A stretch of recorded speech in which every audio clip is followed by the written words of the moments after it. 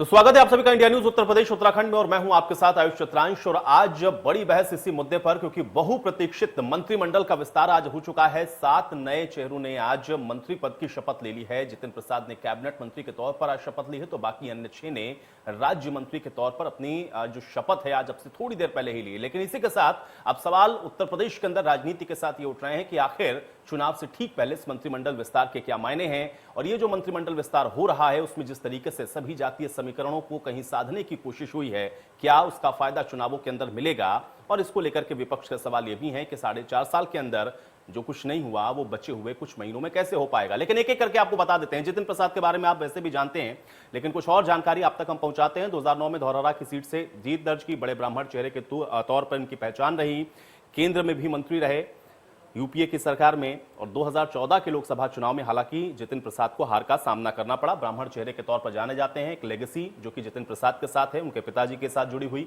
2017 में तिलहर की सीट से भी लड़े, लेकिन विधानसभा का भी चुनाव हारे। किसान आंदोलन के समर्थन में भी रहे। बीजेपी के आलोचकों के तौर पर भी उनको जाना जाता रहा जब तक उनका सफर यूपीए के साथ यानी कांग्रेस के साथ रहा।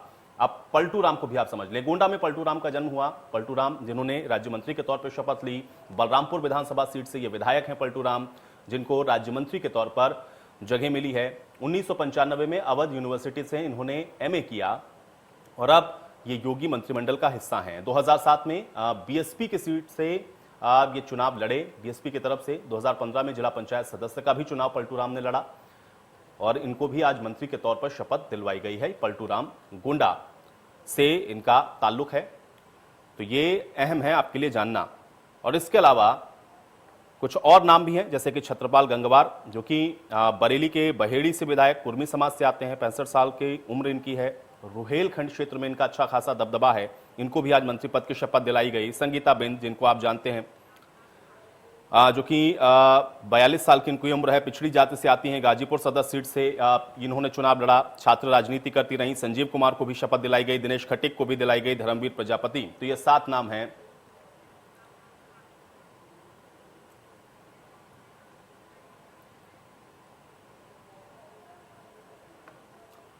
तो कुल मिलाकर के 7 नाम हैं। 7 के बारे में मैंने आपको विस्तार पूर्वक बता दिया। और एक बार फिर से आज डिबेट को ओपन करते हैं। सभी मेहमान मेरे साथ बने हुए हैं क्योंकि चर्चा लगातार इंडिया न्यूज पर जारी है। बहुत जल्दी से सबसे पहले चर्चा में मैं ओपी जी आपके ही पास आता हूं, क्योंकि अभी चर्चा जब चल रही थी तो मैं सुन रहा था सभी मेहमान अपनी अपनी जो प्रतिक्रियाएं हैं वो दे रहे थे। सवाल सबसे महत्वपूर्ण ओपी जी यही है, क्योंकि एक तो बहुप्रतीक्षित था, बहुत लंबे समय से इंतजार हो रहा था, लेकिन चुनाव के आते आते ऐन पहले अगर आप इस मंत्रिमंडल विस्तार को करेंगे तो इसके मायने आपको समझाने पड़ेंगे। मायने इसके क्या समझे जाएं, क्योंकि आप तो कह रहे हैं आप सबका साथ सबका विकास की बात करते हैं। चुनाव से ठीक पहले ये मंत्रिमंडल का विस्तार, इसके मायने जरा समझाएं ओपी जी। आयुष जी, ये निश्चित रूप से बहुप्रतीक्षित मंत्रिमंडल का विस्तार है, लेकिन कोई भी सरकार जो भी देश के अंदर प्रदेश में सरकारें चल रही हैं, ये उनका अधिकार क्षेत्र है, जब चाहे अपने मंत्रिमंडल का विस्तार करें। और पिछले 2 महीने से कयास लगाया जा रहा था अब होगा तब होगा, और वो समय समाप्त हुआ और आज मंत्रिमंडल का विस्तार हुआ। मैं ये कह रहा हूँ कि एक मंत्रिमंडल की भी सीमा तय 60 तक हम अपने मंत्रिमंडल का विस्तार कर सकते हैं। हमने हमारे पास 53 से 7 हमने किया। हमने जो है इसमें जाति पात और भेदभाव को कतई पार्टी हमारा मत तो नहीं देती। अगर जातिवाद की राजनीति करती, परिवारवाद की राजनीति करती, तुष्टीकरण की राजनीति करती, क्षेत्रवाद की राजनीति करती, तो 2014 से लेकर के अब तक सारे चुनावों को भारी बहुमत से, जनता के सहयोग से, जनता के आशीर्वाद से हमारी सरकारें प्रदेश और केंद्र में न बन पाती। दूसरी बात, हमारा चेहरा जो है, चाहे प्रदेश का चेहरा हो चाहे केंद्र का चेहरा हो, दोनों ईमानदार, परिश्रमी और देश और प्रदेश का विकास करने वाला चेहरा है। हम जब भी चुनाव में जाते हैं अपने नेतृत्व का चेहरा और अपने काम को लेकर जाते हैं, हम दूसरी कोई चीज लेकर के नहीं जाते। और उसी के बदौलत हमारे जो पूरे देश के अंदर 18 करोड़ आज जो हमारे बूथ से लेकर जिले स्तर तक कार्यकर्ता है, वो उसी बातों को लेकर जाते। दूसरी बात यह है कि मंत्रिमंडल के इस विस्तार से हम नहीं समझते कि विपक्ष के पेट में दर्द क्यों हो रहा है, क्यों विपक्ष जातिवाद की राजनीति कर रही है, क्यों विपक्ष। नहीं ओपी जी, देखिए सवाल तो उठाना लाजमी है। देखिए विपक्ष की अपनी एक भूमिका है और विपक्ष अपनी उस भूमिका में उस सवाल को उठा रहा है। और मैं एक पत्रकार होने के नाते भी आपसे इसीलिए समझना चाह रहा हूं, मुझे ये आप समझाएं, क्योंकि आप ये कह रहे हैं कि ये आपका विशेषाधिकार है, वो मुझे भी पता है कि आपका विशेषाधिकार है, उस पर मेरा कोई सवाल नहीं है। लेकिन सवाल इस बात का है कि अगर आप ये कह रहे हैं कि आप इस तरीके से जाति पाति की राजनीति नहीं करते हैं, तो ये 4 महीने पहले, क्योंकि मोटा मोटी हम मान के चलते हैं ना 4 महीने का ही वक्त है, 4 महीने पहले इसकी आवश्यकता क्यों पड़ रही है, मैं ये समझना चाह रहा हूं। क्योंकि अगर आपकी रफ्तार से चल रही है सरकार, सब कुछ बढ़िया है, तो ये विस्तार की जरूरत क्यों है, इन चेहरों की जरूरत क्यों है, मैं इसको समझना चाहता हूं आपसे। आयुष जी, किसी लाभ हानि के लिए ये विस्तार नहीं हुआ है। यह विस्तार जो है सामान्य तरीके से सरकार की जो पहले से चली आ रही थी उसी के तहत किया गया। 7 चेहरे नए हमारे मंत्रिमंडल में विस्तार किए गए हैं। अब अगर विपक्ष कहता है कि ओबीसी साधने के लिए किया गया, SC ST को साधने के लिए किया, ब्राह्मण को साधने, ये कोई बात है? ये कोई मतलब नहीं ठीक है ओपी जी, देखिए चर्चा में बैठ के आप इसको स्वीकार नहीं करेंगे, लेकिन ये उतनी ही कड़वी सच्चाई है कि यहाँ बैठे हुए हर एक पैनलिस्ट को पता है। ठीक है, प्रोफेसर धर्मेंद्र यादव जी के पास में जाता हूँ, मैं आपका ही सवाल लेकर के जाता हूँ ओपी जी। देखिए मैं ये जानना चाह रहा था, क्योंकि अगर आप ये कह रहे हैं सबका साथ सबका विकास, तो इनकी आवश्यकता क्यों थी, मैं ये समझना चाह रहा हूँ। बाकी आपका विशेषाधिकार है, आपको जो करना है आप करें। धर्मेंद्र यादव जी, मंत्रिमंडल में 7 स्थान खाली था, उसको भर दिया। नहीं तो 4 महीने पहले भर रहे हैं ना आप, इसलिए सवाल है। अगर आपने इसको 1 साल पहले 2 साल पहले किया होता, 6 महीने 6 महीने, ठीक है 6 महीने, मैं आचार संहिता का भी जिक्र कर रहा हूं बीच में, क्योंकि काम करने का वक्त तो 3 ही महीने मिलेगा ना, इसलिए मैं कह रहा हूं।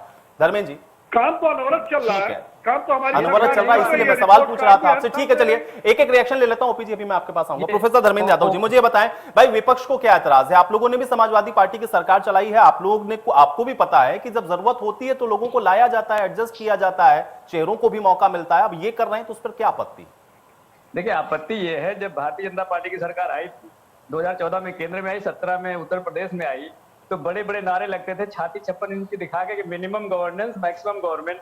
तो जब ये बात पहले से तय है कि किसी भी प्रदेश के मंत्रिमंडल में कितने लोग मैक्सिमम हो सकते हैं, तो इसका मतलब वो तो बात पहले से हमारे संविधान में लिखा हुआ है, तो इसको इन्होंने क्यों छाती ठोक के बताया।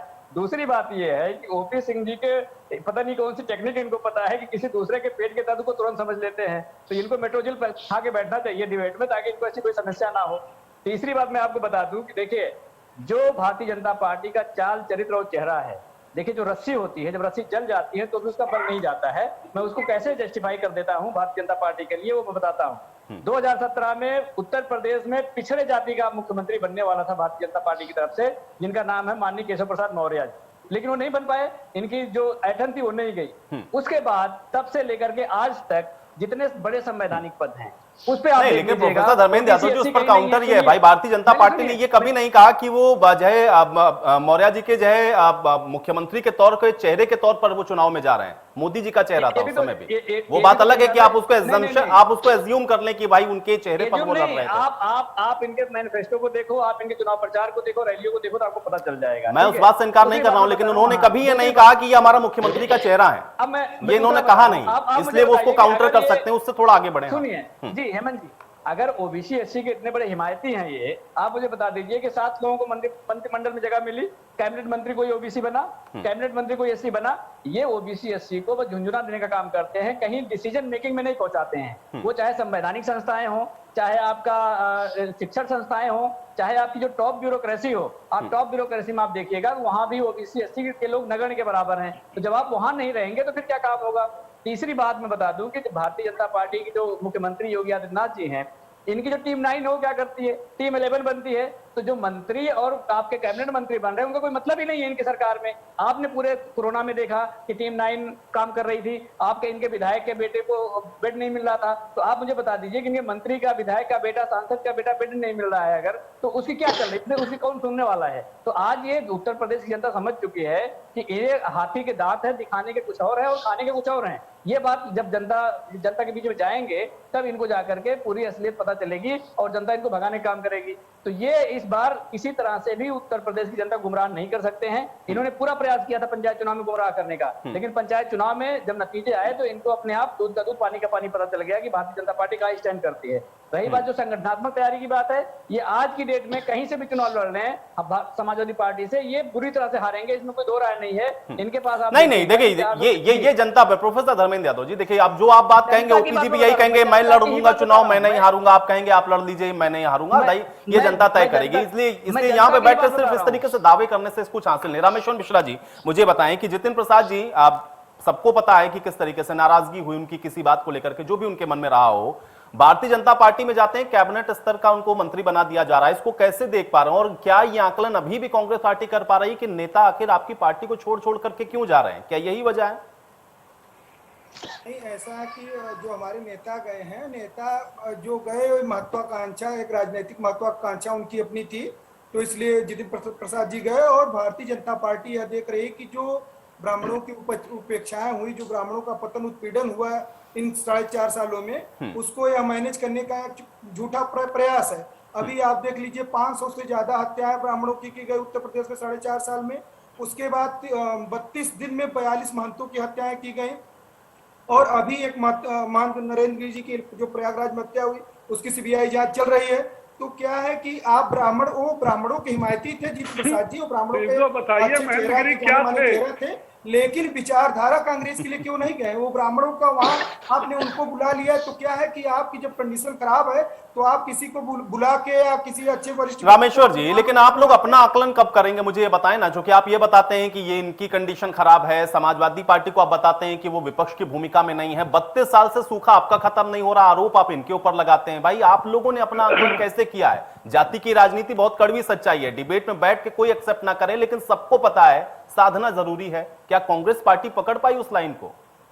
नहीं, जात की राजनीति हम लोग भी नहीं। और इस 4.5 साल में आप देख लीजिए, और जनता ने, हम लोग जनता की आवाज बने हैं। जब विपक्ष की भूमिका का कार्य था तो हम लोगों ने सड़कों पर उतरे, और हमारे प्रदेश अध्यक्ष जी ने गिरफ्तारियां दी। यह गिरफ्तारी का सिलसिला उन्नाव में चिमयानंद जी के केस से शुरू हुआ। जब हम लोग न्याय यात्रा निकाल रहे, तब से लेकर आज तक अनेकों बार हमारे प्रदेश अध्यक्ष जी गिरफ्तार हुए। कोरोना के दोनों काल में हम लोग सड़कों पर उतरे, महंगाई के लेकर हम लोग सड़कों पर उतरे, और युवाओं की बेरोजगारी का, नौजवानों की बेरोजगारी का जो मुद्दा था, हम लोग उसको लेके सड़कों पे उतरे हैं और जनता की आवाज बने हैं। हम जात की राजनीति नहीं करेंगे, न हम हार जीत की राजनीति करेंगे, न हम अगड़ी पिछड़ी की राजनीति करेंगे, न ऊंच नीच की राजनीति करेंगे, न मंदिर मस्जिद की राजनीति करेंगे।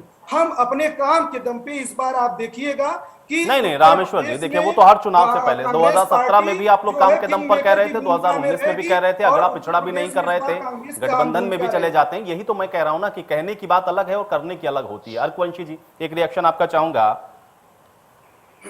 जी आयुष भाई, देखिए, अभी जैसा ओपी सिंह जी कह रहे थे कि हम जनता के बीच में चेहरा लेके जाएंगे। देखिए, ये विकास लेके नहीं जाएंगे, ये तो इन्होंने मान लिया। दूसरी चीज कि जिन लोगों को, 7 लोगों को मंत्री नहीं तो जैन जी भाई, जो चेहरा लेकर के जाएंगे तो चेहरा क्या रिप्रेजेंट कर रहा है ये तो बताएंगे ना। और सरकार का तो चेहरा ही योगी आदित्यनाथ के नेतृत्व में लड़ेंगे। धर्मेंद्र प्रधान कल भी प्रेस कॉन्फ्रेंस में कह चुके हैं इस बात को। चेहरा हो गया, मुख्यमंत्री का चेहरा मतलब बता दिया कि मुख्यमंत्री ने क्या किया क्या नहीं किया, जनता उसका फैसला करेगी। हाँ, मैं बता रहा हूँ, आप सुनिए आयुष भाई। देखिए, जो जातिवादी राजनीति है उसके लिए मंत्री बनाया गया, उनके पास कोई मंत्रालय अभी तक अलॉट नहीं हुआ और ना होगा अगले 3 महीने में। वो केवल पद दिए गए हैं, जिससे कि जब वो अपने अपने विधानसभाओं में जाएं या आसपास के क्षेत्रों में भ्रमण करें तो ये बता दे कि हाँ भाई, मैं इस पार्टी से हूं और इस सरकार ने मुझे मंत्री बना रखा है। ये केवल जनता की आंखों में धूल झोंकने के लिए है। दूसरा, इन्होंने कहा कि अगले 6 महीने नहीं, उनको कार्य करने के लिए केवल 3 महीने मिलेंगे। विशेष जो अपना वो मैंने करेक्ट कर दिया था, लेकिन ठीक है, वो लगी रहेगी, वो भी अपनी जगह पर सही है। हाँ, अब मैं बताता हूँ जो जितेंद्र प्रसाद जी का है, तो आपने खुद बोला कि वो तो कैबिनेट मंत्री बनाए जा रहे हैं यहाँ पर, लेकिन आप ये भी तो देखिए कि वो पहले कैबिनेट मंत्री, वो पहले मंत्री कहाँ केंद्र में हुआ करते थे, अब प्रदेश में उनके लाले, मतलब ऐसे दिन आ गए कि उन्हें प्रदेश में बनना पड़ रहा है मंत्री। पहले वो केंद्र में मंत्री हुआ करते थे। और उनके पीछे वोट बैंक क्या है वो आपको पता है, कितना बड़ा वोट बैंक है कि वो 2 चुनाव जो हुए थे वहां पर आप देख सकते हैं, पिछले वाले। मैं यहाँ पे बताना चाहूंगा कि जनता को क्यों नहीं, तो ऐसे तो हार जीत अर्कवंशी जी भाई, बड़े बड़े नेता हारे, इसका मतलब ये थोड़ी ना है कि उनका कोई जनाधार ही खत्म हो गया। ये बात अलग है कि अब ये, क्योंकि अब यही तो आप कहेंगे ना भाई, अब ऐसे तो तमाम बड़े नेता हैं, न जाने कितनी बड़ी फहरिस्त है, बहुत लंबी फहरिस्त। करीब 7-8 साल जो व्यक्ति केंद्र में मंत्री रहा, वही मंत्री आज प्रदेश में मंत्री बनने के ख्वाब देख रहा है। ऐसा कभी आपने सुना है? अब मैं यहाँ पे बताता हूँ इन्हें जरूरत क्यों पड़ी। आरक्षण को दरकिनार किया इन्होंने, चाहे गोरखपुर विश्वविद्यालय हो, चाहे बांदा विश्वविद्यालय हो, चाहे इलाहाबाद विश्वविद्यालय हो, रज्जू भैया यूनिवर्सिटी हो, सभी जगह 69,000 शिक्षक भर्ती में आरक्षण को दरकिनार किया। SC OBC का हक मारा इन्होंने। बुनकरों, उनकी नहीं हालत ठीक है क्या अरकुवंशी जी, बना- लेकिन मैं ओपी जी का ही सवाल दोहरा देता हूं। अगर वो ये कह रहे हैं कि विपक्ष को पेट में दर्द क्यों हो रहा है, ये उनका सेंटेंस है, मेरा नहीं है, वो कह रहे हैं विपक्ष के पेट में दर्द क्यों हो रहा है, क्या अरकुवंशी जी यही वजह है? क्योंकि आप कह रहे हैं कि ये अब इस समय ला रहे हैं ताकि जनता की आंखों में धूल झोंक सकें। जनता के बीच में नहीं किया तो जनता की आंख में धूल कैसे झोंकेंगे? लेकिन अगर कहीं किया होगा तो ऐसा तो नहीं कि ये कन्विंस कर ले जाएंगे, इसलिए पेट में दर्द हो रहा है कि भाई ले आए, सबको साध रहे हैं, अब आप क्या करेंगे?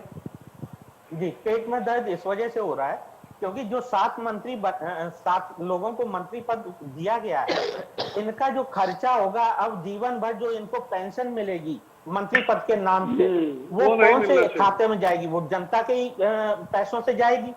जो एमएलए का पेंशन होता है वो अलग होता है, मंत्री पद के लिए अलग होता है। आपको पता है तो कि इनको नहीं अगर- मिलना चाहिए जैन जी? आप तो कहते हैं कि भाई जिसकी जितनी भागीदारी उसकी उतनी हिस्सेदारी, इसी तरीके की बात आप लोग कहते हैं। भाई नहीं मिलना चाहिए इन लोगों को, नहीं मानते हैं कि इनको बैठना चाहिए ऐसे मंत्री पद? देखिए, भागीदारी और हिस्सेदारी वहां पर है जहां पर नौकरियों की बात आती है। नौकरियों में तो इन्होंने प्रतिनिधित्व तो यहाँ पर भी है ना भाई, आपके समाज के उत्थान के लिए प्रतिनिधित्व के लिए एक चेहरा तो चाहिए ना भाई। ये समाज का राजभर जी का चेहरा नहीं है क्या प्रतिनिधित्व उत्थान के लिए? किसके लिए? राजभर जी का चेहरा है नहीं क्या प्रतिनिधित्व और उत्थान के लिए भाई, अपने समाज के लिए? तो ये भी एक चेहरा लेकर के आ रहे हैं। नहीं, मुझे आप ये तो बता दीजिए कौन सा प्रतिनिधित्व ये 3 महीने में दे पाएंगे? कौन सा मंत्रिमंडल उनको दिया गया है? कौन सा विभाग दिया गया है? कम से कम आप ही मुझे बता दीजिए। नहीं, उसके लिए इंतजार कर लेते हैं। अभी विभाग की जानकारी आई नहीं, विभाग की भी जानकारी आ जाएगी, वो भी मैं बताऊंगा आपको। ठीक है, विनय जी का मैं रुक करता हूँ। विनय जी एक रिएक्शन। विनय जी कैसे देख रहे हैं इस विस्तार को आप, और आम आदमी पार्टी का उसके बीच में आकलन करें जरा। देखिए, मैं ओपी सिंह जी के तीनों सवालों का जवाब देना चाहूंगा, लेकिन आप मुझे 2 मिनट का समय दीजिए। आप सबको बोलने का मौका दे रहे हैं तो मुझे भी बोलने का मौका दीजिए। नहीं, बिल्कुल आप बोले, अपनी बात रखें। देखिए, पहली बात इन्होंने कहा कि मुख्यमंत्री जी का एक विशेषाधिकार है कि वो जितने मंत्री चाहे उतने मंत्री बना सकते हैं, वो जब चाहे तब कर सकते हैं। बिल्कुल उनका विशेषाधिकार है, वो अपने मंत्रिमंडल का विस्तार कर सकते हैं, उसमें हमें कोई दिक्कत नहीं है। लेकिन हमें दिक्कत इस बात की है कि अगर पिछले 4.5 सालों तक उत्तर प्रदेश के प्राइमरी पाठशालों में पढ़ने वाले बच्चों ने मिड डे मील के नाम पर नमक रोटी खाया, तो आप मुझे बताइए किस तरीके से 6 महीने में आपके शिक्षा मंत्री बदल देने से या मंत्रिमंडल का विस्तार कर देने से वो शिक्षा व्यवस्था ठीक हो जाएगी? आप मुझे बताइए, अगर 4.5 सालों तक आपने गन्ने का 18,000 करोड़ रुपया किसानों का बकाया नहीं दे पाया, तो आपके अगले 6 महीने में मंत्रिमंडल का विस्तार कर देने से कैसे वो बकाया हो जाएगा? आप मुझे बताइए, अगर 4.5 सालों तक आपने 18 घंटे बिजली दी और वो भी पूरे हिंदुस्तान में सबसे महंगी बिजली दी, तो अगले 6 महीने में वो आप कैसे ठीक कर ले जाएंगे? और दूसरी बात, आज अभी मैंने पहले भी आपसे बताया कि माननीय मुख्यमंत्री जी का एक ट्वीट आया, उन्होंने लिखा, ना खाऊंगा ना खाने दूंगा।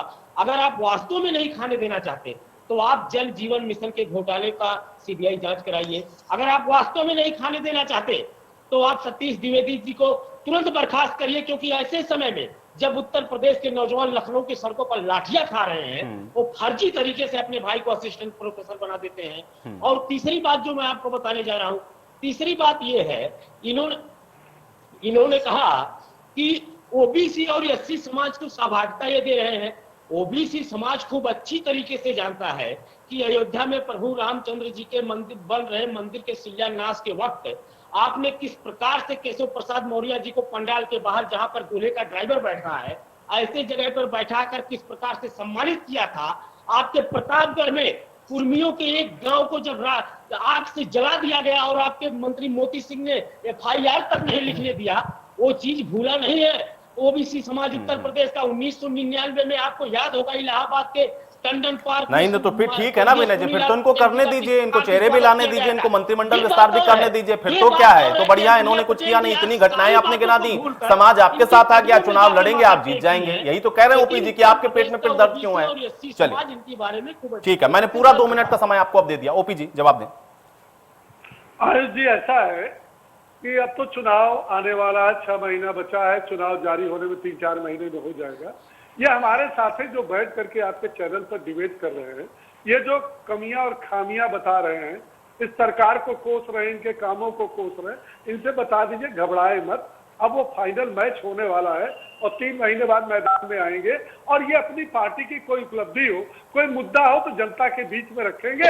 हम तो सीना ठोक करके चुनाव में आ रहे हैं हम सुनो, घबरा सुनो, नहीं रहे, हम सुनो। तो आपको बता अरे रहे सुनो हैं यार, अब कि आप आयुष जी चुप कराइए, करके आयुष आपके जी चुप सांसद को कराइए, आयुष जी चुप कराइए पहले। नहीं नहीं एक आयुष विनय जी ऐसे नहीं भाई, एक एक करके बोले, देखिए सबको ना, विनय ओपी जी ने सुना, ओपी जी ने सुना, नहीं विनय जी देखिए सुना मैंने, अब आप उनके समय की बर्बादी कर रहे हैं, नहीं ऐसे नहीं, ऐसे नहीं, ओपी जी आयुष जी मैंने सबको बड़ो ध्यान से सुना, मैं किसी नहीं मैं पूरा समय दे रहा हूँ, आप अपनी बात कह रहा करें हूँ ओपी जी। हाँ कि मैं वो चेहरा जो चेहरा हमारा है और अपना काम लेकिन जनता के बीच में फिर आने वाले हैं, उसी तरह से आने वाले हैं जिस प्रकार 14 में लेके आए, 17 में लेके 19 में।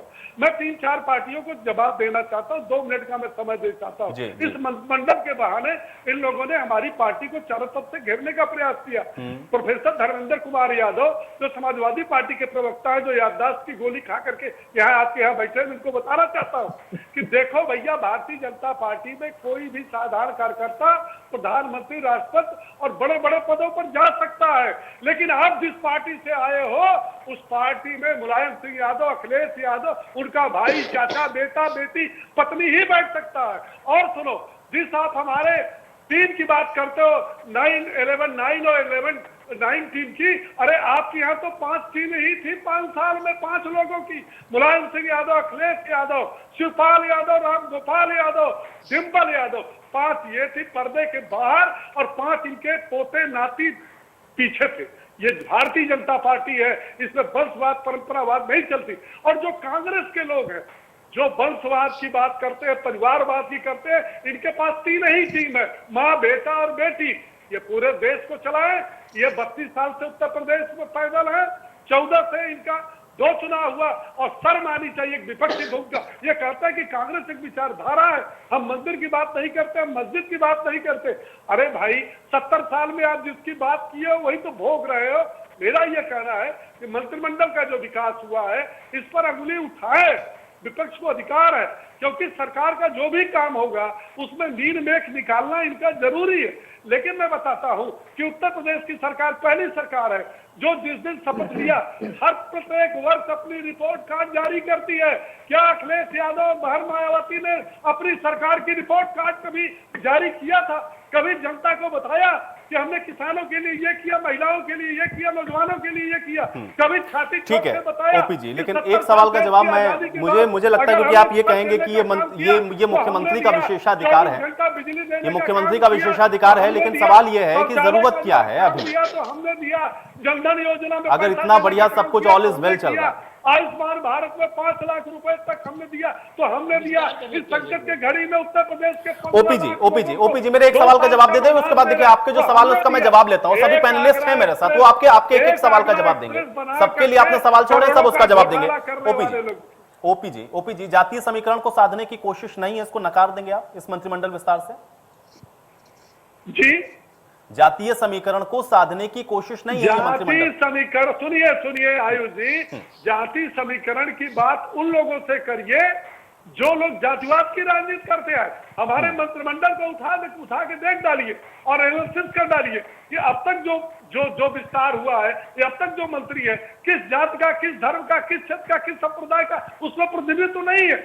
और आप ये भी नहीं कर सकते कि इसमें इतना ज्यादा है, ये जात ज्यादा, ये जाति कम है।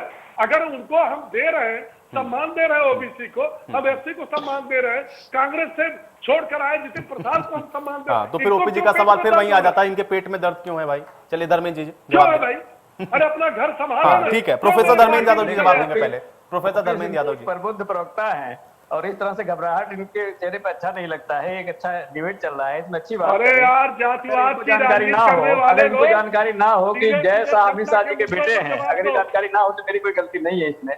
इनको अगर ये ना पता हो कि पंकज सिंह राजनाथ सिंह के बेटे हैं, अगर आशुतोष टंडन जी इसके बेटे हैं, इनको ये ना पता हो, इसमें हमारी कोई गलती नहीं है। अब ये कहेंगे कि योगी जी का कोई अपना बेटा नहीं जिसको इन्होंने कोई मंत्रिमंडल दे दिया, मोदी जी का उन्होंने अपने बेटे को नहीं दिया, तो इसमें उत्तर प्रदेश की जनता क्या कर सकती है, भारत की जनता क्या कर सकती है और मैं क्या कर सकता हूँ? देखिए, मैं आप तथ्यों की बात करता हूँ, झूठ की बात करता हूँ। ओपी सिंह जी के झूठ की बात कर देता हूँ। इसी डिबेट में इन्होंने झूठ बोला। जब आपने कहा था, आप सुन लीजिए, साहब सुन लीजिए, नहीं बोला था इसी डिबेट में, जब आपने कहा कि अगले 3 महीने के लिए इन्होंने मंत्री बनाया है, ठीक है, तो ये बात नहीं मानी। इन्होंने कहा नहीं 6 महीने के लिए बनाया है और उसको 2-3 बार कहते नहीं कि बार उसको रिपीट किया 6 महीने के लिए बनाया है। अभी इस वक्त में जब ये बोल रहे थे तो इन्होंने बोला कि 3 महीने बाद चुनाव आ गया है। ठीक है, तो इनका कॉन्ट्रडिक्शन आप देख लीजिए, दोनों बातें इन्होंने बोली और खुद ही बोली, तो इनका झूठ पकड़ा जाता है। ऐसे मैं बता रहा हूँ तो योगी जी ने झूठ बोला है। आप देखिए, समझने का प्रयास करिए, मैं पैनलिस्ट से भी बात कर रहा हूँ और उत्तर प्रदेश की जनता इस बात को समझे। योगी जी का भी आपने रिपोर्ट में खुद ही दिखाया, आप लोगों ने दिखाया, मुझे बहुत खुशी हुई। योगी जी ने खुद कहा कि गन्ना किसानों को इनकम में यानी आय में दीजिए कि योगी जी ये बात खुद मान रहे हैं कि 8% की बढ़ोतरी होगी। लेकिन योगी जी ने 2017 में क्या कहा था? उन्होंने कहा था कि आपके आय में 100% बढ़ोतरी होगी, यानी अब आपकी आय दोगुनी हो जाएगी। अब आप इन्होंने खुद बोला कि 8% की बढ़ोतरी होगी, इसका मतलब कम से कम 92% भारतीय जनता पार्टी अधिकृत तौर पर बोलती है। अरे ओपी सिंह जी सुन लीजिए, अधिकृत आप योगी जी की बात को गलत साबित करेंगे क्या? आप योगी जी की बात को गलत साबित करेंगे क्या? आप योगी जी की बात को गलत साबित करना बताइए मुझे। योगी जी ने खुद कहा है कि 8% बढ़ोतरी होगी, तो ये बात मैं मान भी लेता हूँ, तो भी तो 92% झूठ बोला।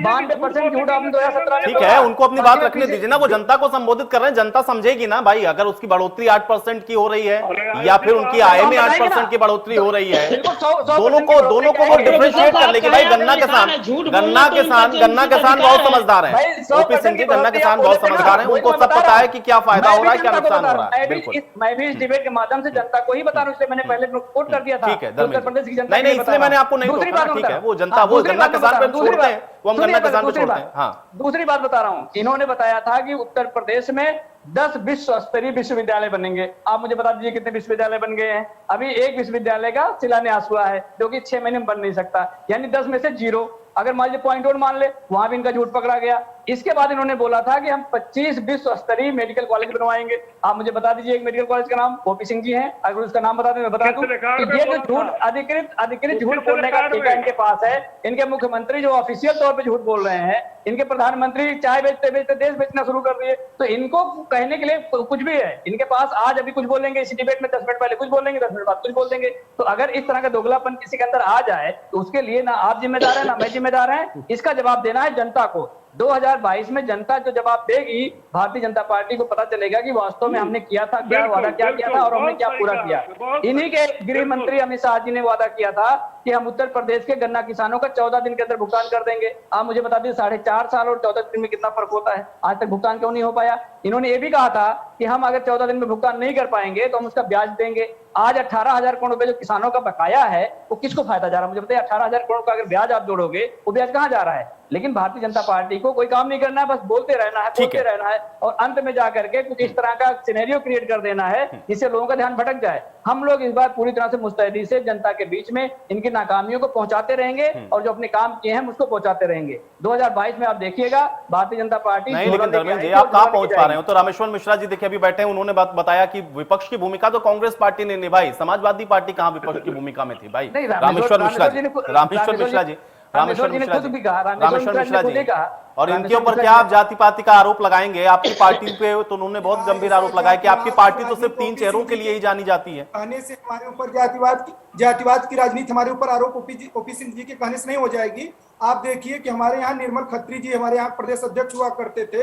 आप देख लीजिए खत्री समाज की हमारे यहाँ वोट कितनी है और उत्तर प्रदेश में खत्री समाज कितना वोट शेयर देता है। लेकिन हमारे यहाँ जो योग्य है वह पदाधिकारी बनेगा, वह नेतृत्व संभालेगा। और जो 36 साल से कहा इन्होंने कि हम लोगों का सूखा पड़ा हुआ है, यह प्रियंका जी की कांग्रेस है। वर्तमान में नेतृत्व प्रियंका जी हमारे यहाँ कर रही है और उनके नेतृत्व में हम लोगों ने काफी काम किया है, जो कि पूरा मीडिया और सब समाज जानता है। और खुद भारतीय जनता पार्टी कई बार बैकफुट पे जाना पड़ा है। तो थी कमान प्रियंका गांधी के हाथ में, क्या हुआ उस बार? जी 19 के लोकसभा चुनाव में प्रियंका गांधी को पश्चिमी उत्तर प्रदेश दिया, पूर्वी उत्तर प्रदेश की कमान दी गई थी, क्या हुआ? उत्तर प्रदेश की जो कमान दी गई थी वह कुछ समय पहले 4 महीने पहले उनको 3 महीने पहले चुनाव से दिया गया था, जिसमें संगठन का निर्माण करना उत्तर प्रदेश जैसे बड़े राज्य में संभव नहीं था। लेकिन हम देखेंगे कि इस जो 3.5 साल का उनको 3 साल का समय मिला, इसमें कांग्रेस पार्टी का जो संगठन जमीन स्तर पर मजबूत हुआ, उसका संगठन ब्लॉक स्तर गाँव स्तर पर मजबूत हुआ है। प्रशिक्षण से पराक्रम कार्यक्रम चल रहा है और कांग्रेसी सिपाही घर घर जाके जनता की समस्या में साथ रहे हैं और रोड पे उतरे हैं, सड़कों पे उतरे हैं। चाहे जो भी आप देखिए महिलाओं का उत्पीड़न का हो, जो अभी ब्लॉक प्रमुख और क्षेत्रीय चुनाव हुआ, ग्राम पंचायत के चुनाव हुए त्रिस्तरीय, तो उसमें कांग्रेस पार्टी ने बिना भेदभाव किए, हमारी पार्टी नेतृत्व हमारा आता है, प्रियंका जी सीधे लखीमपुर खीरी जाती हैं। क्यों? क्योंकि वहां पे सपा की जो महिला नेत्री थी, उनके साथ भारतीय जनता पार्टी ने जो अपना चरित्र दिखाया, उसके विरोध में वो धरने पे बैठी, वो हमारी कार्यकर्ता नहीं थी। चलिए ठीक है रामेश्वर जी, कुल मिला के आप ये कह रहे हैं कि आप इस तरीके की राजनीति में भरोसा नहीं करते हैं और आपकी जो अपनी राजनीति उसी पे आगे बढ़ते हुए आप लोग उत्तर प्रदेश के चुनाव में जाएंगे। इस चर्चा को और आगे बढ़ाएंगे। अर्कवशी जी भी कुछ कहना चाह रहे थे, एक छोटे से ब्रेक के लिए रुकते हैं, फौरन वापस आते हैं।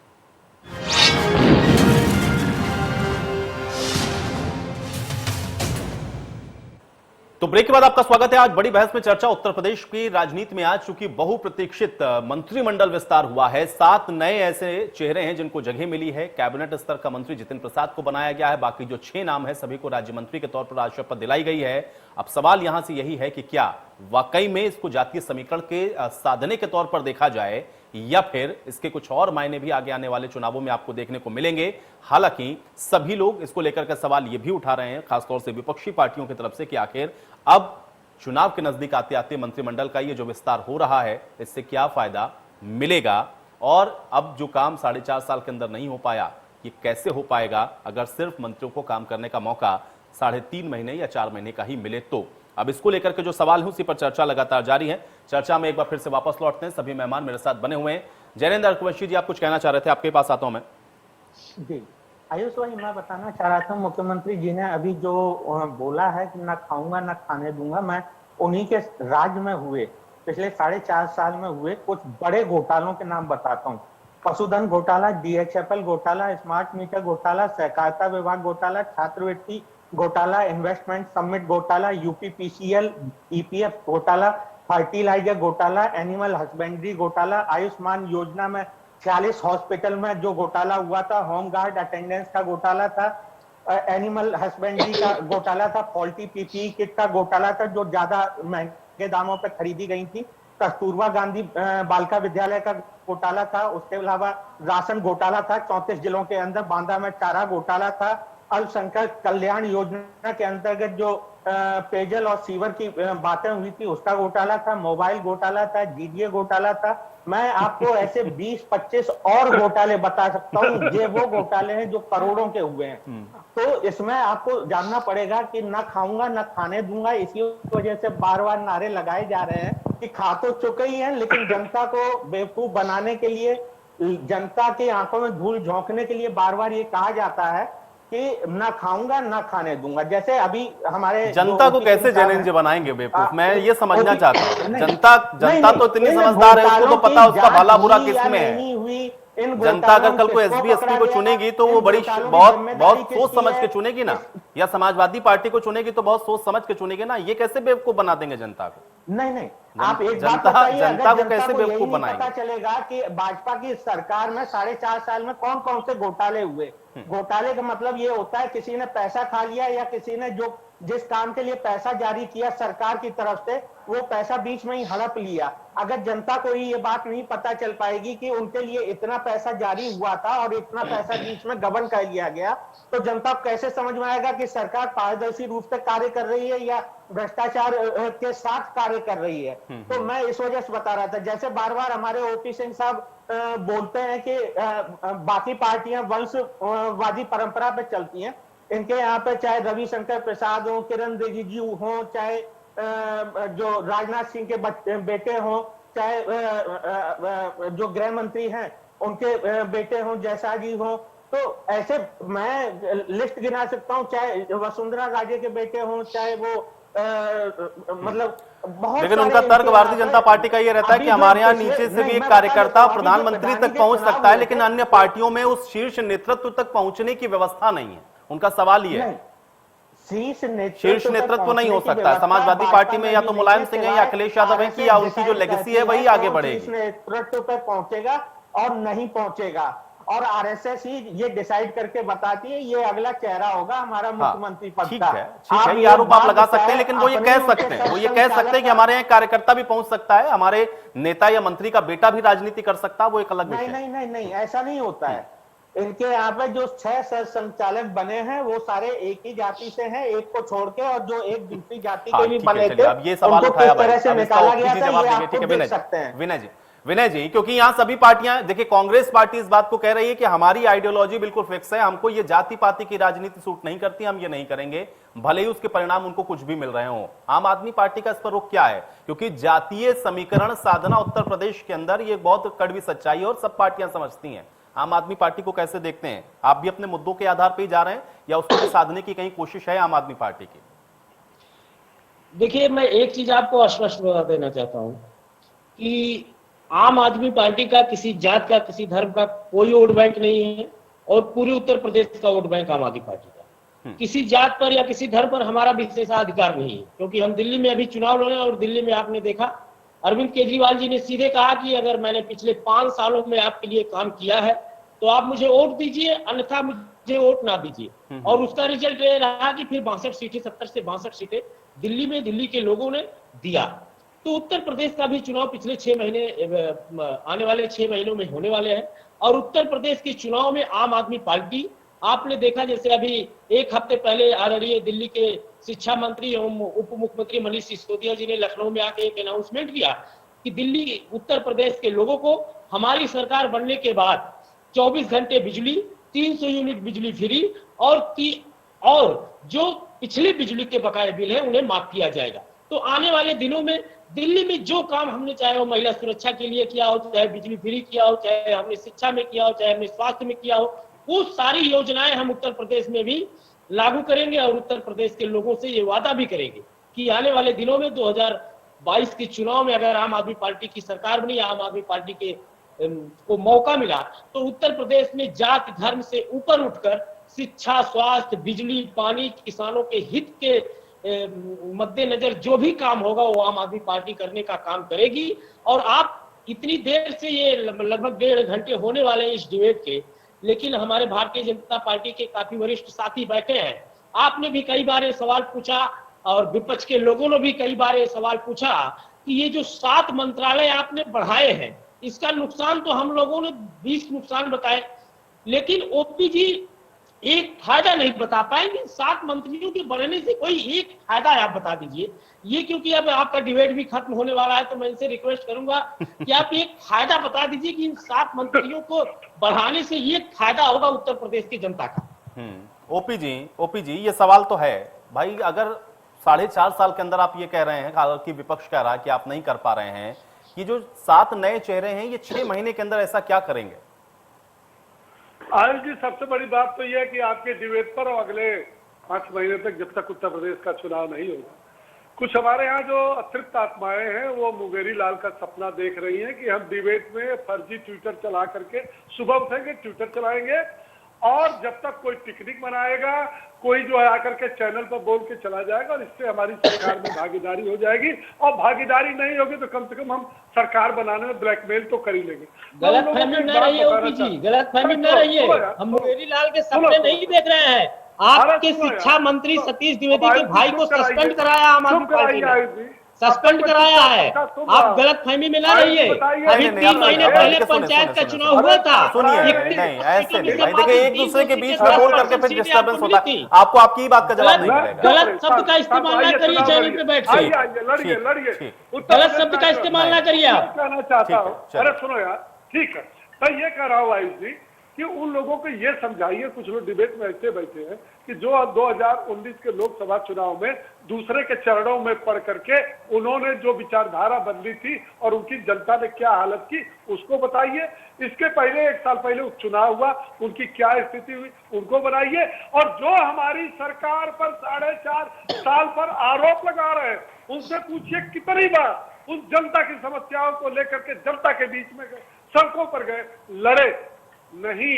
अब चुनाव आ रहा है तो लड़ने की बात कर रहे हैं। इस पार्टी में यहाँ पर ऐसे भी लोग बैठे हैं कि जो लोग हमारी सरकार में मंत्रिमंडल में थे, ससम्मान थे, आज मुसलमानों को भड़काने वाला, देशद्रोह की बात करने वाले के चरणों में जाकर के पड़े हैं। और एक ऐसी भी पार्टी है जिसने उत्तर प्रदेश में सारी पार्टियों को आजमा लिया कि हमको रहम दो, हमको शरण में लो, आज उनको लेने की बात नहीं है। और कुछ ऐसे भी लोग बैठे हैं जिनके नेता उत्तर प्रदेश में अपना क्षेत्र छोड़ के भाग गए, और कुछ ऐसे भी पार्टी के नेता बैठे हैं जो जमानतें अपनी उत्तर प्रदेश में आकर के जब्त करा के चले गए। जनता को बेवकूफ बनाने का काम, झूठ बोलने का काम, जातिवाद का काम, वंशवाद की बात, क्षेत्रवाद की बात, तुष्टीकरण की राजनीति करने वाले, प्रदेश और देश को लूटने वाले। अरे इसी प्रदेश में कुछ पार्टियां ऐसी जिनको बंदूक वाली पार्टी, गुंडों की पार्टी, और कुछ ऐसी पार्टियां हैं जिनको संदूक वाली पार्टियां कही जाती है। वह प्रदेश की जनता भूली नहीं है। 4.5 साल में उत्तर प्रदेश की जनता को, जो उत्तर प्रदेश की सरकार ने जो उनको हर क्षेत्र में जो विकास किया है, हर क्षेत्र को राहत दिया है, हम कहते कौन सा आयुष जी, ये मंच में खुला आयुष मत भाई, है, क्या विकास तो भाषण इतना बोल नहीं है, रहे हैं? 22 करोड़ की इनको ये जनता भी में से बताइए, आज 15 इनको ये करोड़ भी को मुफ्त बताइए। भोजन देने सवाल का जवाब तो इनसे मांगिए। पिछले महीने आयुष जी, इनसे सवाल का जवाब मांगिए तो साफ तरीके से बनने से उत्तर प्रदेश की जनता का फायदा क्या होगा? लोगों के नाम केवल 1 महीने के अंदर जोड़े गए हैं। चलिए ठीक है भाई, देखिए एक बार फिर से कोशिश करते हैं, इससे उत्तर प्रदेश की जनता का क्या फायदा होगा? प्रदेश की जनता तो सबसे जवाब मांग रही है। लेकिन ओपी जी मूल सवाल पर आ जाते हैं। ठीक है, देखिए आपने सबकी बातों का जवाब दे दिया, आपको अपनी बात भी जो रखनी थी वो आपने रख ली, मैंने आपको इसीलिए इंटरप्ट नहीं किया। मुझे ये बताएं ना भाई, जो काम अभी 4.5 साल में जो विपक्ष आरोप लगा रहा है कि नहीं हो पाया, ये 7 जो नए चेहरे हैं वो 6 महीने में क्या करेंगे? 6 महीने में क्या करेंगे? नहीं हो पाया। अरे विपक्ष की नजर से देखें तो आपने कुछ भी नहीं किया। विपक्ष की नजर से देखें तो आपने कुछ मैं नहीं गिनाऊं किया। नहीं, मुझे मैं ये बताएं बताता कि हूं कौन सा काम नहीं ये हो पाया। 7 नए चेहरे ऐसा क्या मैं बताता हूं परिवर्तन, ओपी जी, 7 नए चेहरे क्या परिवर्तन लाने वाले हैं? ओपी जी मैं बताता हूँ। नहीं हुआ। आप पिछले 6 महीने से 69,000 शिक्षक भर्ती के ओबीसी अभ्यर्थी सड़कों पर लाठियां खा रहे हैं। राष्ट्रीय पिछड़ा आयोग ने माना कि इनके साथ सहिष्णुता दूरी है, तो आप इंसाफ दिलाने के बजाय आप ओबीसी की बात से रोजगार बांट रहे हैं। आप 7 मंत्री बनाए, उससे फायदा क्या होगा? क्या वो 69,000 शिक्षक भर्ती अभ्यर्थियों को न्याय मिल जाएगा? आप मुझे बताइए, क्या वो रुहेलखंड की जो ठीक है चलिए, एग्रीकल्चर ठीक है। University professor Dharmendra Yadav ji, professor Dharmendra Yadav ji के पास मैं जाता हूँ। ठीक है, चलिए विनय जी आपका और ओपी जी का 1 to 1 हो गया। ठीक है, धर्मेंद्र यादव जी, धर्मेंद्र जी मुझे लग रहा है अनम्यूट करें एक बार, म्यूट है आपकी ऑडियो। जी हाँ, आप बोलिए। मैं कह रहा हूँ, ओपी जी कह रहे थे कि वो काम बताए जो नहीं हुआ, जो इनके मैनिफेस्टो में लिखा है। मेरे पास मैनिफेस्टो है, इसको मैं आपको दिखा देता हूँ। इसमें लिखा हुआ है कि हम 10 विश्व स्तरीय विश्वविद्यालय बनाएंगे और उनमें से एक भी नहीं बना। 25 मेडिकल कॉलेज बनाएंगे, उनमें से एक भी नहीं बना। देश के जितने गांव, प्रदेश के जितने गांव हैं, हर गांव को महानगरों से जोड़ने के लिए उसकी बस सेवा चलाई जाएगी, वो भी कुछ नहीं हुआ। जो एससी के बच्चे थे उनके लिए 500 करोड़ रुपए का डॉक्टर बाबा साहब भीमराव अंबेडकर स्कॉलरशिप दी जाएगी, वो नहीं हुआ। बल्कि जो एससी के छात्र थे, शेड्यूल कास्ट के जो लोग थे, जिनको 0 फीस पे एडमिशन मिलता था, 2017 में सरकार आते ही उसको नियम को बदल दिया गया और अब जब कोई एससी का बच्चा एडमिशन लेता है तो उसे फीस पहले देना पड़ता है। तो ये एससीओ की बात करते हैं। इसके अलावा जो और इनकी योजनाएं थी, जैसे महिला अपराध की बात कर रहे हैं, मैं बोल रहा हूं, अभी 3 दिन पहले राष्ट्रीय महिला आयोग ने अपना एक आंकड़ा जारी किया है रिपोर्ट के हिसाब से। उसमें कहा गया है कि पूरे देश में महिला अपराध 46% बढ़ गया है और उसमें आधे से ज्यादा उत्तर प्रदेश में है। तो ये कहाँ ठहरते हैं? मैं आपको महिला अपराध की बता देता हूँ। महिला अपराध की घटनाएं 2016 से लेकर के 2020 आते आते करीब 4000 बढ़ गई हैं। 59,011 महिला अपराध दर्ज किए गए हैं, एनसीआरबी का आंकड़ा है। छेड़खानी घटनाएं जो समाजवादी पार्टी सरकार थी 609 रजिस्टर थी, इस समय 2441 हो गई 2020 में, तो 400% बढ़ गया है। तो ये जो लोग जो बलात्कारी बचाने की बात करते हैं वो हमेशा कानून व्यवस्था की बात कर रहे हैं। बलात्कारी बचाते हैं और बेटी को जलवाते हैं। मैं आपको बता दूं, इसी प्रदेश में बिजनौर जिले में राष्ट्रीय महिला खिलाड़ी की हत्या हो जाती है। आप समझिए इस बात को कि जिस प्रदेश में राष्ट्रीय खिलाड़ी सुरक्षित नहीं है, ये कौन सी कानून व्यवस्था की बात करते हैं? यही गाजियाबाद में 22 श्रेणी की सुरक्षा प्राप्त पुजारी को 3 बजे हमला करके घायल कर दिया जाता है। 22 श्रेणी की सुरक्षा प्राप्त पुजारी सुरक्षित नहीं है। अभी आपने हाल में देखा कि जो आपका भारतीय अखाड़ा परिषद है, महंत नरेंद्र गिरी जी की किस तरह से या तो हत्या हुई, आत्महत्या हुई, ऐसी क्या परिस्थिति आ गई? तो जो कानून का राज है वो जंगल राज में कायम हो चुका है। बेटियां हमारी सुरक्षित नहीं है, ये इनकी बात है। दूसरी बात, इनके शब्दों का फेर होता है। मैं आपको बताऊं कि आपके लिए, बल्कि मैं जनता के लिए बताना चाह रहा हूं, जब ये लोग अपने यहाँ नेतृत्व का संकट आता है, चाहे वो गुजरात का संकट हो, चाहे आपका उत्तराखंड का हो, चाहे उत्तर प्रदेश का हो, जब इनके यहाँ नेतृत्व का संकट आता है तो उसको शब्दों के जाल में लोगों को घुमाने का प्रयास करते हैं, बोलेंगे संवैधानिक संकट आ गया है। अगर किसी और पार्टी में होता है तो वो इनका नेतृत्व का संकट हो जाता है, ये बात करते हैं। इसके अलावा आंतरिक कला इनकी इस तरह से होती है। अभी आपने देखा गुर्जर समाज के लोगों को अपमानित किया। आप मुझे बता दीजिए, गुर्जर समाज अगर अपने पूर्वजों के सम्मान के लिए लड़ाई लड़ रहे हैं, क्या उन्हें जेल में डाल देना चाहिए? ये गुर्जर समाज में 1-2 व्यक्ति को अपने पास बैठाते हैं और उसके बाद गुर्जर समाज के लोगों को लाठियों से मारते हैं, ये काम करते हैं। महिला समाज में ही काम करते हैं। जब 69,000 ठीक है, शिक्षक भर्ती में महिला ठीक है। सड़कों पर होती हैं तो महिलाओं को लाठी रामेश्वर मारता है। समझिए, रामेश्वर इनकी मिश्रा जी, परिस्थिति समझिए, रामेश्वर मिश्रा महिलाओं जी, को लाठी अब मारते हैं। कांग्रेस पार्टी ने सबके साथ गठबंधन करके देख लिया, क्योंकि अब सभी के साथ गठबंधन करने के बाद भी फायदा मिला नहीं, तब तो आप ये कहेंगे कि हम अपने दम पर लड़ रहे हैं और हमारी जो आइडियोलॉजी हम उस पर चलेंगे। समाजवादी पार्टी के साथ जब लड़ रहे थे चुनाव, तब भी तो आपकी आइडियोलॉजी कहां गई थी? ऐसा है कि उस समय हम लोगों ने जो गठबंधन किया था वो हमारे यहाँ का नेतृत्व उस समय माना कि हमको गठबंधन की जरूरत थी और समाजवादी पार्टी ने सहयोग के लिए कहा तो हम लोगों ने गठबंधन किया था। लेकिन इन 3 सालों में आप परिवर्तन देखिए कि कांग्रेस पार्टी कहां से कहां पे गई है और मुख्य विपक्षी, हम 7 विधायक जरूर रहे लेकिन हमारी मुख्य बतौर विपक्षी भूमिका कांग्रेस पार्टी इन 4.5 सालों में आपको रोड पे दिखी है। और रही जो सपा, जो ओपी सिंह जी पूछ रहे हैं हमसे, आप ये लोग अपना रिपोर्ट कार्ड दिए हैं, रिपोर्ट कार्ड जो दिया जाता है वह दूसरे द्वारा जो जज किया जाता है वो होता है, लेकिन आप अपने से अपना रिपोर्ट कार्ड तैयार करते हैं, उसको लेकर आते हैं और जनता को गुमराह करने का काम करते हैं। आपने बताया कि हम जो सबसे ज्यादा पत्रकारों की हत्या हुई और जो सबसे ज्यादा पत्रकारों का उत्पीड़न हुआ किस राज्य में हुआ?